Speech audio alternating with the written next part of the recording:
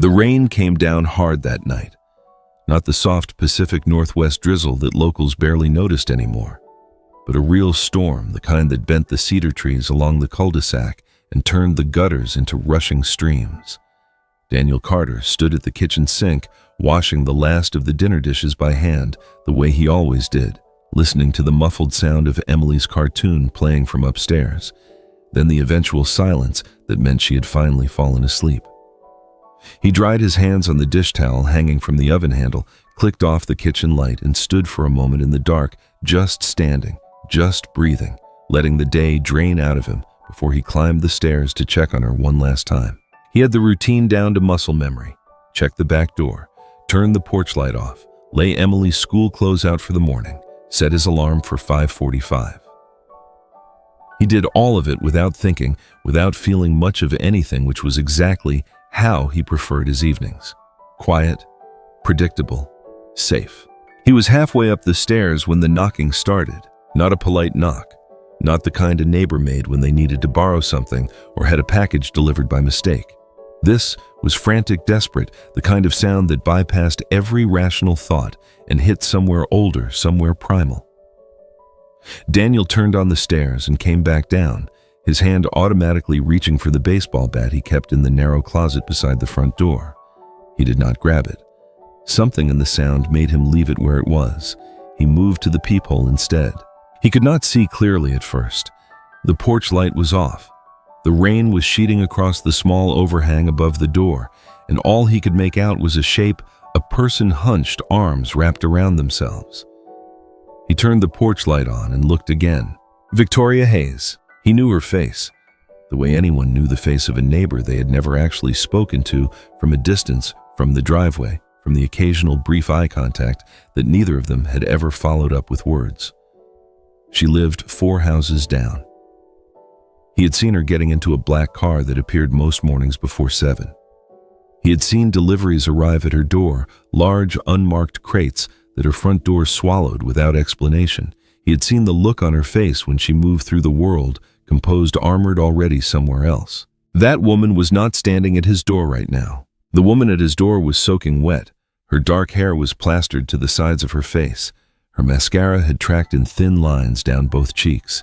She was wearing a blazer, expensive even through the rain, and it was torn at the shoulder. Her hands were pressed flat against his door, as though she were trying to hold herself upright. He opened it. She looked at him for 1 second. The kind of look that sizes a person up, that measures whether they can be trusted, and then she grabbed the front of his shirt with both hands. Her knuckles were white. "Please hide me." Her voice was barely a sound. "They're trying to destroy me." Daniel opened his mouth, closed it. His brain was cycling through explanations, through every reasonable interpretation of what was happening on his front porch at 11:15 on a Thursday night. He found none, and then he saw the headlights. They swept across the front of his house in a slow, deliberate arc. The kind of movement that said, whoever was driving was not in a hurry, was not lost, was not simply turning around. A black SUV with tinted windows had rolled to a stop at the far end of his driveway. Its engine idled. Its lights stayed on. If you have ever believed that the world is fundamentally fair, that good people are watched over, that innocence is its own protection, this story may ask you to reconsider. Daniel Carter did not think of himself as a brave man. He thought of himself as a practical one. He pulled Victoria Hayes across his threshold by the arm, shut the door behind her, and turned off the porch light again without a word. He did not turn on this hallway light. He moved through his own house in the dark the way he had done 10,000 times, and he led her through the kitchen and to the door of the storage room at the back of the house. The small windowless room that held shelves of holiday decorations, an old air mattress, and several boxes of Sarah's things he had never been able to bring himself to donate. He pulled the chain on the single overhead bulb and gestured for her to step inside. She did. He pulled the door nearly closed and stood listening. 20 seconds later, the knocking came at the front door. It was calm, evenly spaced, the knock of someone who had done this before and was not concerned about the outcome. Daniel walked to the door. He looked through the peephole and saw a man, large, mid-40s, dark jacket, close-cropped hair, an earpiece visible at his left ear. The man was standing slightly to the side of the door, rather than directly in front of it, and that positioning told Daniel more than anything else could have. He opened the door. He kept his body in the gap. "Can I help you?" His voice came out even. He was surprised by that. The man looked at him. His expression was professionally neutral. "Did a woman come to this house in the last few minutes? Dark hair, blue blazer." "Not that I saw," Daniel said. "Why, what happened?" The man looked past him, not at Daniel, past him into the space of the house, as though trying to see through walls by will alone. The pause stretched to 3 seconds, then 4. "Neighborhood concern," the man said. He held out a business card. Daniel took it. There was a name on it and a phone number and nothing else. No company, no title. "Of course," Daniel said. The man held his gaze for 2 more seconds. Then he turned and walked back down the porch steps. He did not get back into the SUV immediately. He stood beside it, looking up and down the street, and then he got in. The engine idled. The lights stayed on for another full minute before the vehicle finally moved. Daniel stood in the dark hallway until the sound of the engine faded completely. Then he went upstairs. Emily was awake. She was sitting at the top of the stairs with her knees pulled to her chest, holding a stuffed dog named Franklin that had been her most important companion since the age of 4. Her eyes were very large. "Dad, who was that?" "Someone who was lost," he said, sitting beside her, wrapping an arm around her small shoulders. "Go back to bed, Bug." She looked at him with an expression that was, as it so often was, too perceptive for 10 years old. "You're lying," she said. He kissed the top of her head. "Go to bed." He waited until she was back under her covers, and then he went to the storage room.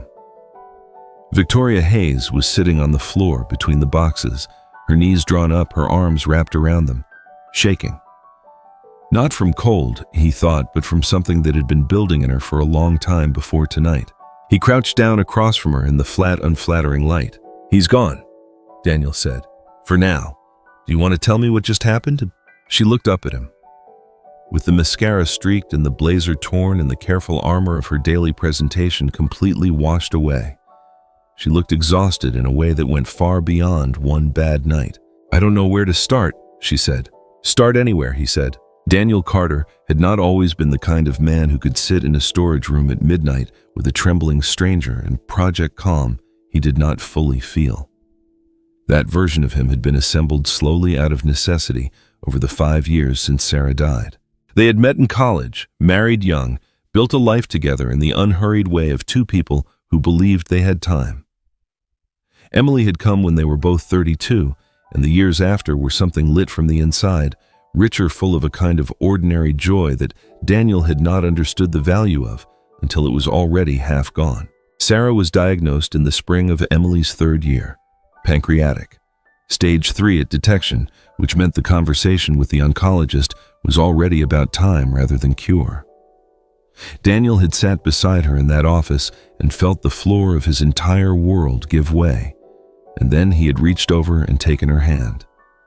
There would be time for fear. There were things to do first. There was not as much time as they had hoped. Emily was 5 when Sarah died. She was old enough to understand the word, not old enough to understand what it meant in its full and permanent weight. That understanding came later in installments in school mornings, when other kids mentioned their mothers and holidays that required a shape of family she no longer had, in quiet evenings when she would climb into Daniel's lap and say without warning, "Tell me something about Mom." And he would tell her something different, each time rationing those stories the way you rationed water in a dry season. He had left the engineering firm where he had worked for 9 years and taken on smaller contracts, structural consulting, residential inspections, occasional commercial projects that fit around school drop-off and pickup. They did not live lavishly. The house was paid for, and they had what they needed. Warmth food books, a backyard where Emily had established a garden that produced more cherry tomatoes than 2 people could reasonably eat. He had not dated. Not because of a solemn vow, but because the space where that desire had once lived seemed repurposed for other things, for the vigilance of single parenting, for the low-grade grief that had become as much a part of him as any other organ, for the sustaining pleasure of watching Emily become herself. He was by most measurable standards doing fine. Fine was the word he had made peace with. He had given almost no thought to the woman 4 houses down. In the days before that rainy Thursday, If Daniel had been pressed to describe what he knew about his neighbor, he would have produced very little. A woman who lived alone, kept irregular hours, had a black car arrive most mornings before 7. There were deliveries he found unusual, not by size or frequency, but by the precision of their arrival, always met at the door with careful attention.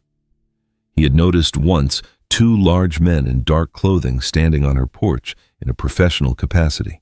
On 2 occasions when Emily was playing in the front yard, Victoria Hayes had walked past earpiece and speaking in a tone that did not match the quiet suburban street-clipped, precise, forceful, the tone of someone accustomed to being obeyed. He had thought high-powered executive of some kind. He had returned to whatever he was doing. But now, sitting in the storage room across from this woman, Daniel found himself revising every assumption. Whatever she had been in that armored, well-organized public life, she had been cracked open. And what was spilling out was not what he had expected. Fear, real, uncontrolled, genuine fear.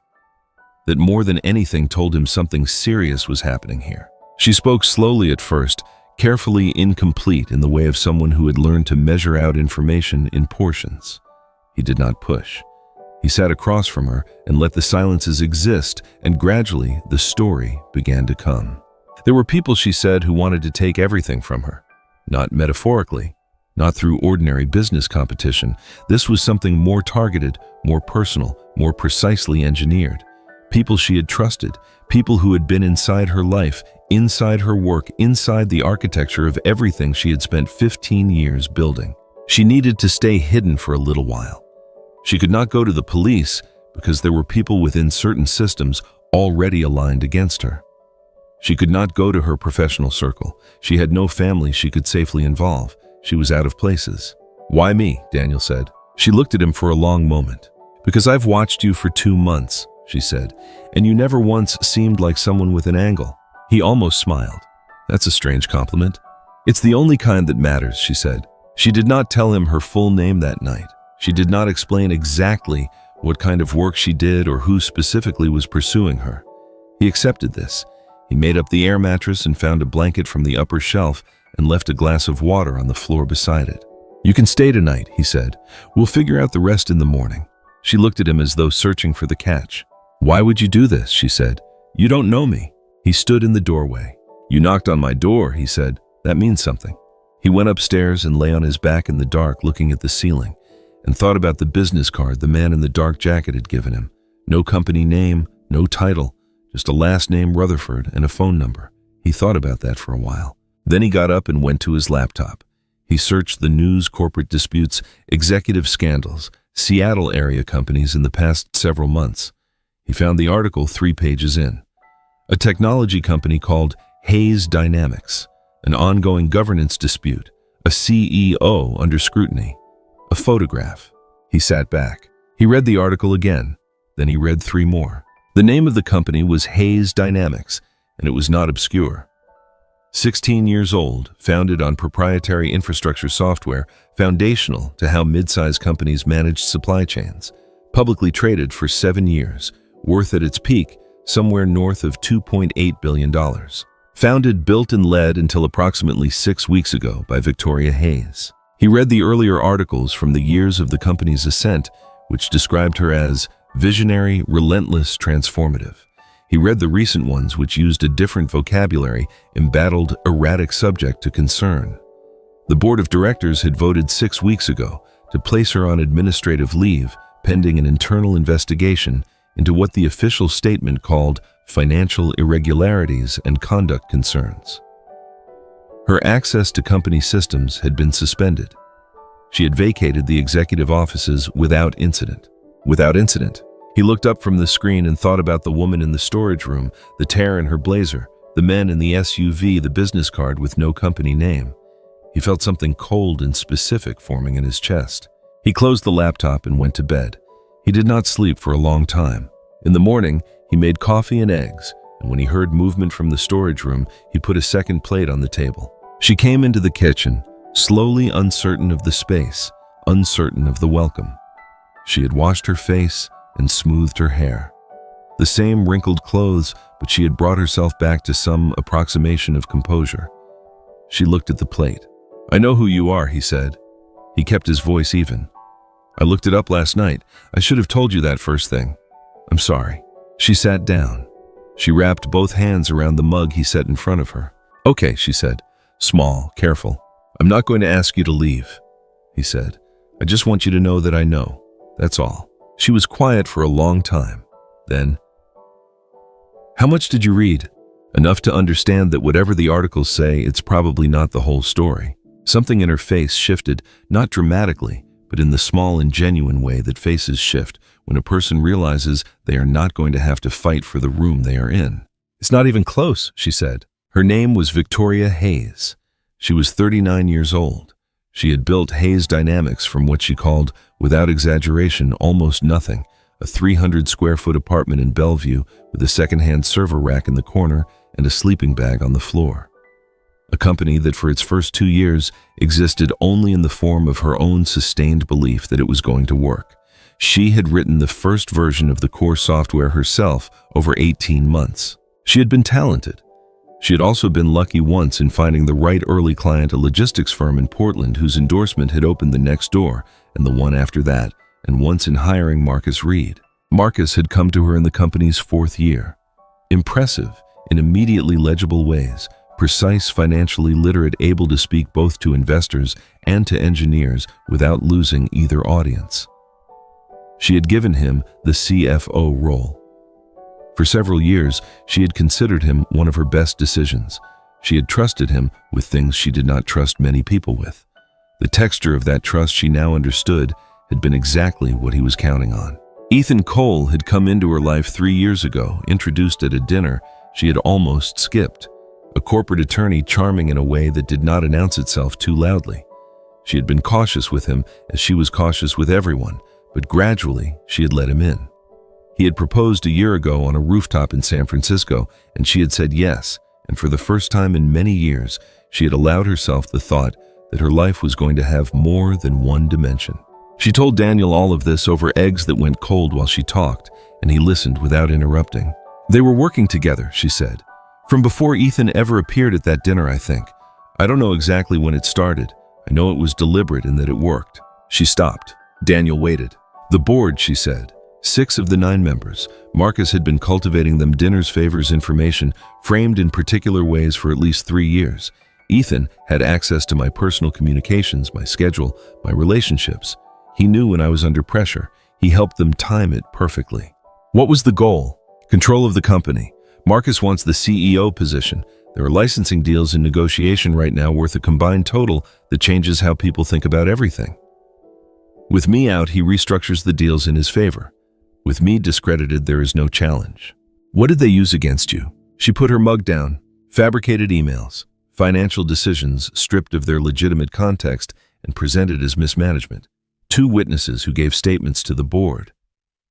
I don't know what they were offered. And Ethan provided what he called evidence of erratic behavior. Private conversations, things I had said to him when I was exhausted, when I was frustrated, read aloud in a boardroom without the surrounding human context. They froze your accounts. Personal and corporate access within 48 hours of the board vote. I had to leave through the loading dock because there were photographers in the lobby. She looked out the kitchen window at the backyard at Emily's tomato plants in their tidy raised bed. The SUV last night belongs to a private security firm Marcus hired. They've been following me for 3 weeks. I think they want me to sign something. I think if I sign it, everything is over. Don't sign it, Daniel said. She looked at him. Obviously, she said. Despite everything, it was almost a smile. Emily came down at 7:30, school bag over one shoulder, and stopped in the kitchen doorway. She looked at Victoria. She looked at her father. She looked back at Victoria. You were in our closet, she said. I was, Victoria said. Dad made eggs. There are probably some left. There are guard, Daniel said. Go wash your hands. Emily did not move immediately. She was studying Victoria with the careful, unblinking attention that 10-year-olds applied to things they found genuinely interesting. Are you in trouble? She said. Emily, Daniel started. It's okay, Victoria said. She met Emily's eyes directly. Yes, I'm in some trouble. Emily nodded slowly, as though this confirmed a theory she had already formed. My dad fixes things, she said. Then she went to wash her hands. Victoria watched her go. When Emily was out of the kitchen, Daniel saw something cross Victoria's face quickly there, and then controlled that he recognized as grief of a particular kind. The grief of people who have closed doors in their own lives and told themselves those doors were not worth opening. He said nothing. He cleared the plates. That afternoon, after dropping Emily at school, he came home to find Victoria at the kitchen table with a legal pad and 2 pens, one of which she had apparently been chewing on. "The hardest part," she said when he sat down, "is that I can't prove any of it from here.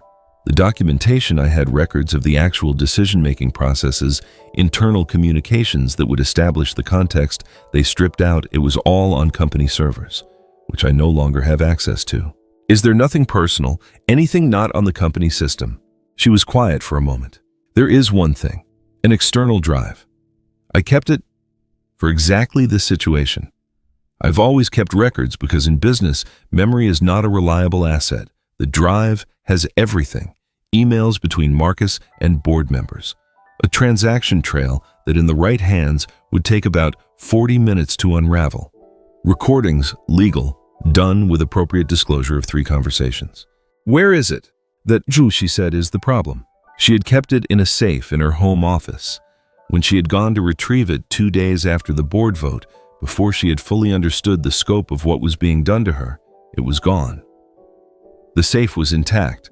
The code had not been changed, but the drive was not there. Only one other person had known about it, had known the code. "Ethan," Daniel said. "Ethan," she confirmed. That evening, Emily came home from school and went straight to the back room where Victoria was working. Daniel observed this from the hallway without intervening. Emily appeared in this doorway with a folded quilt she had pulled from the linen shelf upstairs, the one with the blue and white pattern that had been Sarah's. She held it out. "It gets cold in this room," she said. Victoria looked at the quilt, then at Emily. "Thank you," she said. Her voice had a quality Daniel had not heard in it before, unguarded, slightly rough. Emily came in and sat cross-legged on the floor, Franklin the stuffed dog in her lap. She was quiet for a minute. "Are bad guys real?" she said. Victoria set down her pen. "Yes," she said. "They are. But they're not like the ones in movies. Usually they look like regular people and they do bad things for reasons that make sense to them. That's what makes them hard to deal with." Emily considered this seriously. "But they still lose eventually," she said. Victoria opened her mouth, closed it, looked at the notepad in front of her, the pen she had set down the evidence of all the work she was doing to answer that very question for herself. "They should," she said. "That's what I'm trying to make happen." Emily nodded. She seemed satisfied. She went upstairs to do her homework. Victoria sat for a long time without writing anything. Daniel had not been a man of dramatically decisive moments. He stood at the kitchen window and looked out at the yard. The storm had moved on and left everything washed clean, and the late afternoon light was coming through gaps in the clouds in long, pale columns that turned the wet grass silver. He had options. He could tell her it was time to go, not unkindly, but with the honest acknowledgement that whatever was happening in her life was not something he was equipped to take on, and that having it happen near Emily was a risk he could not justify. A careful man would make that choice. He stayed at the window. The truth he kept coming back to was this: a woman had knocked on his door in the rain and told him the truth about being afraid, and he had seen it in her face. Not performance, not manipulation, but the unmistakable expression of someone telling the truth. He had spent 5 years developing a finely calibrated instinct for when Emily was telling him the truth. That instinct did not stop working when it turned toward other people. She was telling the truth.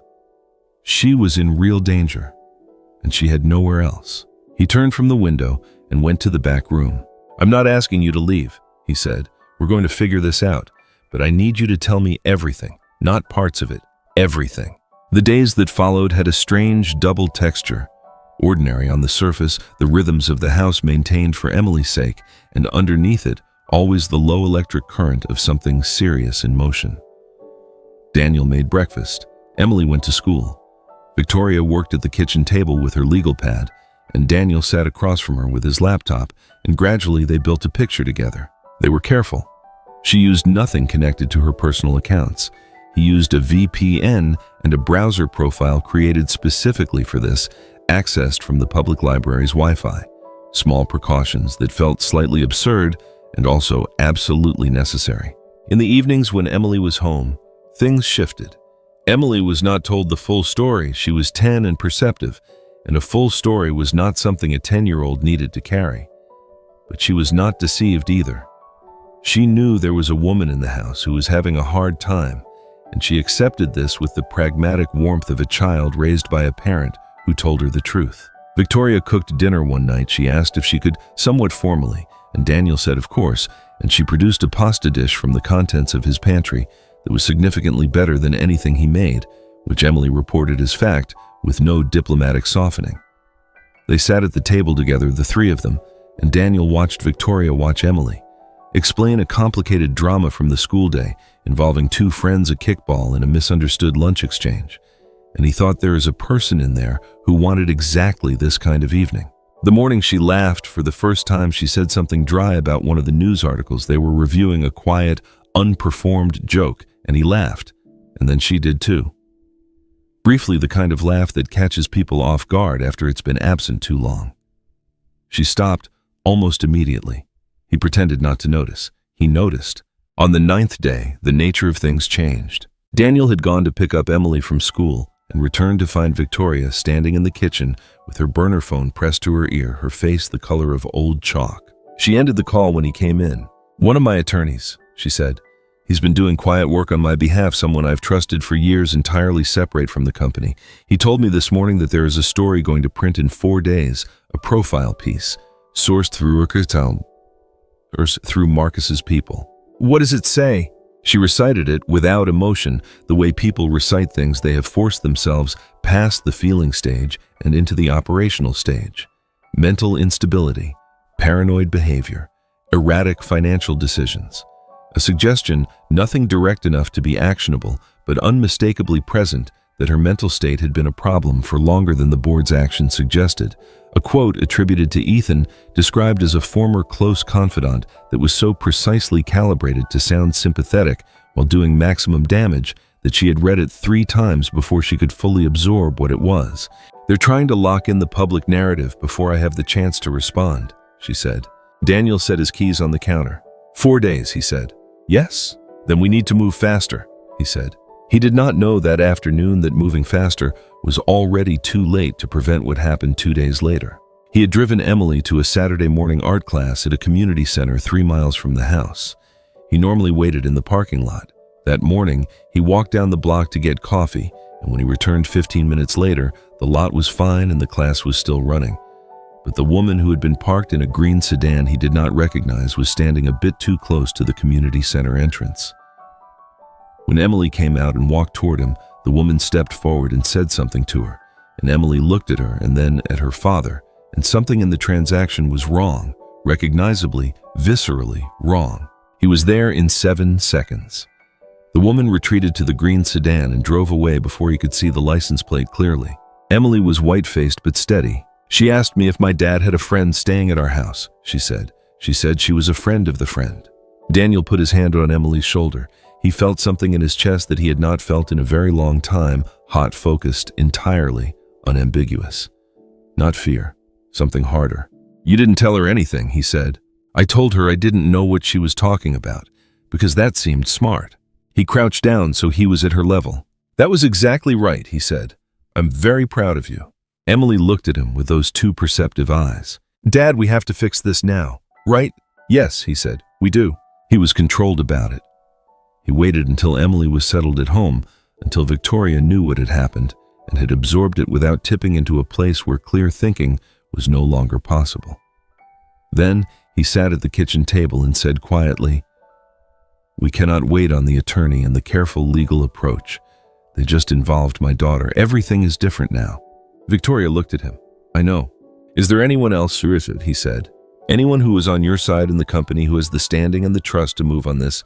She worked through the mental map of everyone she had ever relied on. "There's a woman named Patricia Bowen," she said finally. "She was on the board.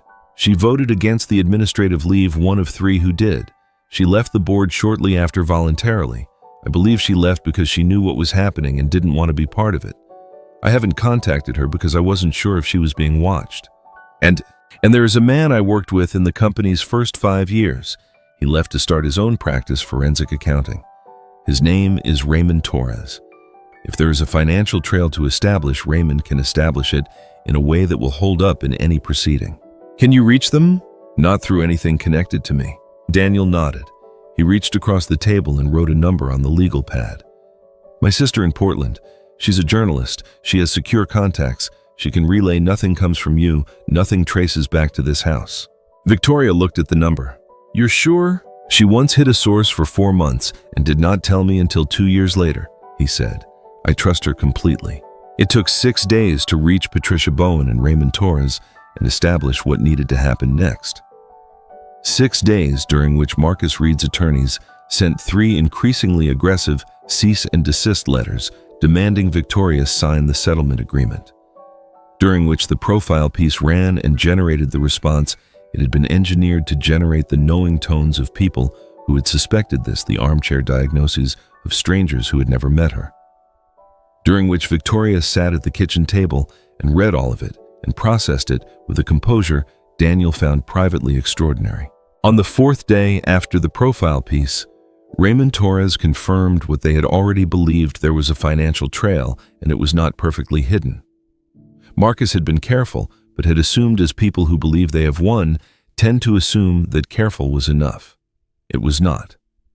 When Torres laid out the pattern of fund transfers, consulting fees, structured with precision, the timing of transactions relative to the board, votes, the movement of shares through shell entities that pointed back to Marcus Reed and a Cayman Islands account in the name of a company with no other apparent purpose, it told a very clear story. Patricia Bowen confirmed the rest. She had kept records of her own emails from Marcus to certain board members forwarded to her in a context she had believed was transparency and now understood had been a test. She had passed the test the wrong way from Marcus's perspective. She had saved everything. Daniel's sister, through her own careful channels, located a forensic data specialist who determined that the missing drive had been connected to a network not Ethan's own on a date that could be established, which meant its chain of custody could be proven, which meant its removal could be proven deliberate and traceable. Ethan Cole. It emerged, had made his decision years before his appearance at the dinner had been approached, had agreed to a role, had been compensated for his proximity in a structure that became, once Torres examined the relevant records, remarkably clear. He had not loved her. He had been positioned beside her. He had provided access and timing. He had taken the drive. Daniel told Victoria this on a Tuesday evening. Emily was upstairs. The kitchen was quiet. He told her simply, without softening it beyond what was necessary. She was silent for a long time. I knew, she said finally. I've known for a few weeks, but knowing and hearing someone say it out loud are different. He did not offer reassurances about her judgment. He sat with her in the quiet for a while, and that seemed to be what was needed. The shareholder meeting was scheduled, as it had been for months, for a Thursday. The agenda had been designed by Marcus through the board to formalize what the administrative leave had set in motion: the permanent removal of Victoria Hayes as founder and CEO, with Marcus Reed assuming the role immediately. The votes were counted. The room arranged the narrative already written.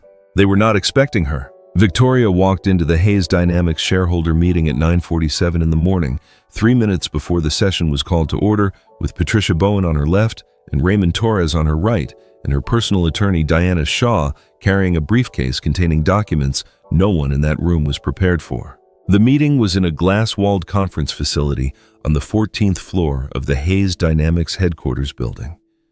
Marcus Reed was already seated at the head of the table. Ethan Cole was in the room, no formal standing to be there, but no one had thought to prevent it because no one had anticipated this scenario at all. The room went completely still when Victoria came through the door. Marcus Reed's face did not fully change. He was not a man who let his face change easily, but something in his posture shifted in almost imperceptible realignment, the physical language of a person who has just understood that the situation is not what he believed it to be 3 seconds ago. Victoria took the seat reserved for the founder at the table. Diana Shaw set the briefcase on the table and opened it. "Before the chair calls this meeting to order," Victoria said, her voice even carrying to every corner of the glass-walled room, "there are materials that have been submitted to the board, to the company's auditors, and to the Securities and Exchange Commission as of 8 o'clock this morning, which are relevant to the proceedings."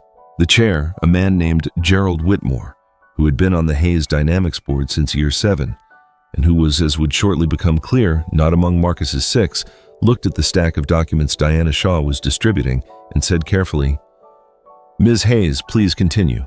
She continued. She laid it out without theatrics and without sentiment, because neither was necessary. The financial transfers, dates, amounts, receiving entities, and the chain connecting them to Marcus Reed, the board communications, establishing the pattern of coordination. The witness statements given in the original proceedings and the subsequent retraction of one of them obtained 48 hours ago, along with a written account of the inducements offered for the original statement. The recordings played on a small device Diana Shaw produced from the briefcase, 2 of the 3 the most damning.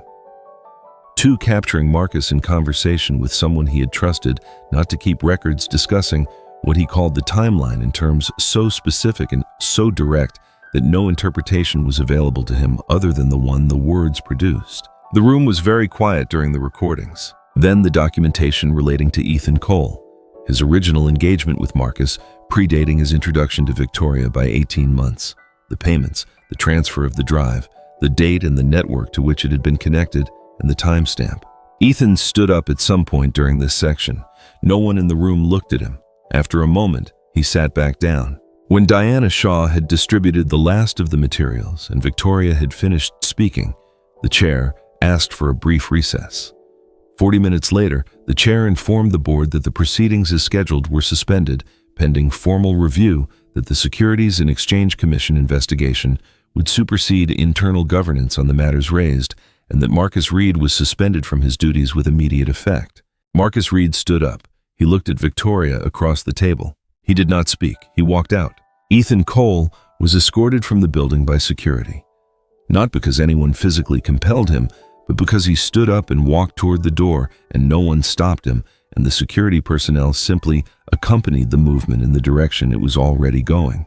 Patricia Bowen, sitting beside Victoria, reached over and put her hand briefly over Victoria's. Victoria looked at her. Patricia nodded once. Victoria looked at the window, the 14th floor window with its view of the city, the gray and silver sprawl of Seattle below water visible in the distance, the sky beginning to clear in the east. She had not cried through any of it.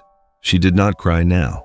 She sat at the table she had had a hand in designing in the building her company owned in the city, where 15 years ago she had started something with a second-hand server rack and a sleeping bag, and she breathed. The days after were busy in ways she had not fully anticipated.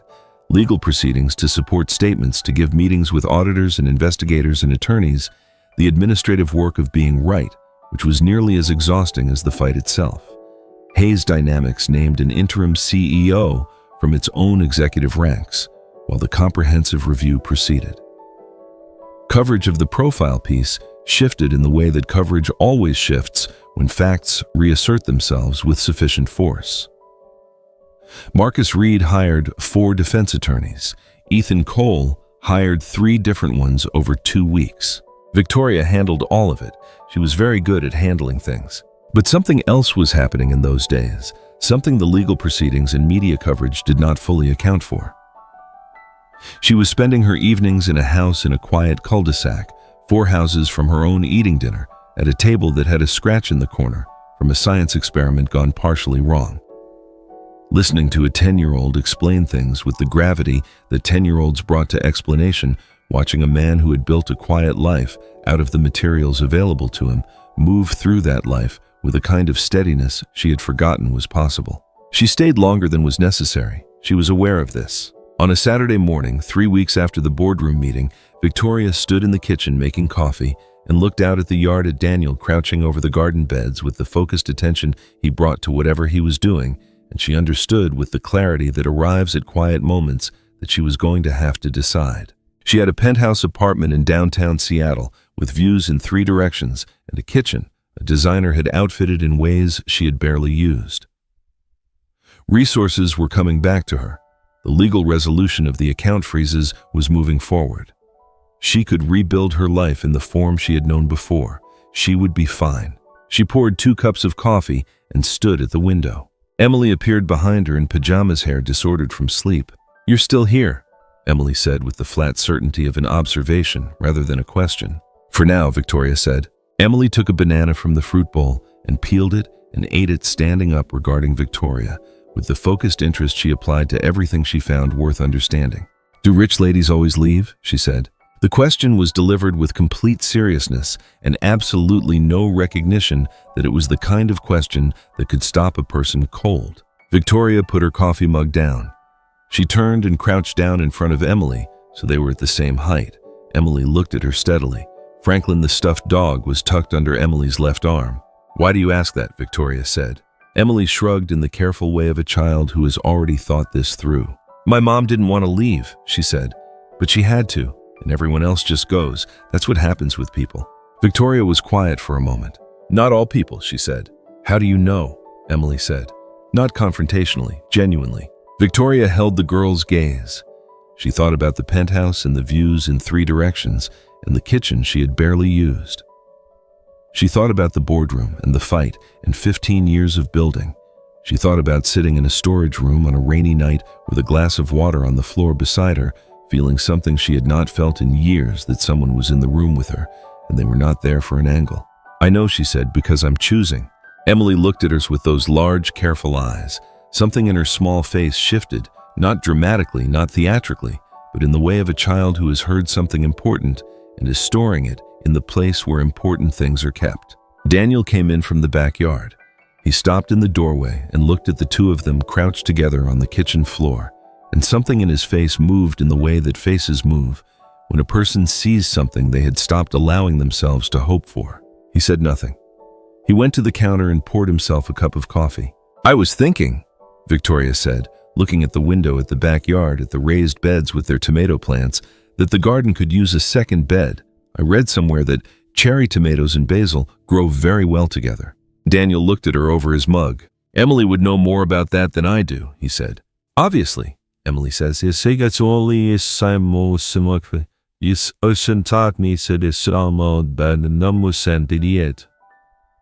Victoria turned back to the window. Outside, the Seattle morning was gray and soft, the kind of light that made everything look deliberate and considered. There was no SUV in the street. There was no one at the door. There was the yard and the garden and the quiet that a person could learn if they let themselves to live inside of.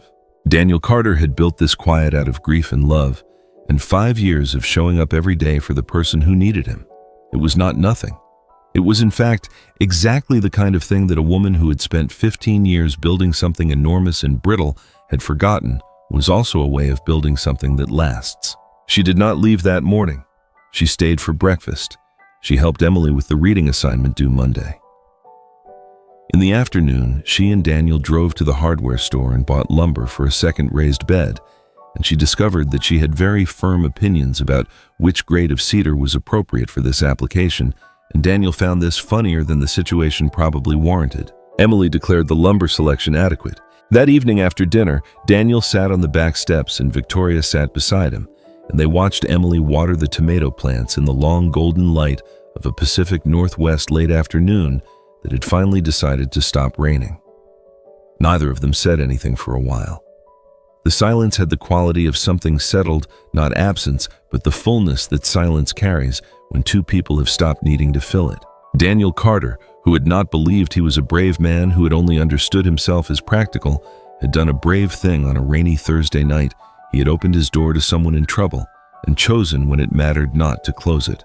Victoria Hayes, who had built a world out of precision and control and the force of her own will, had knocked on a stranger's door in the rain and offered the most honest sentence she had said in years, that she needed help, that she was afraid that she had nowhere else to go. Emily Carter, who had loved her father steadily through 5 years of grief and ordinary heroism, had handed a stranger a blue and white quilt and asked whether bad guys were real and accepted the answer without flinching. The garden was going to need more than one new bed.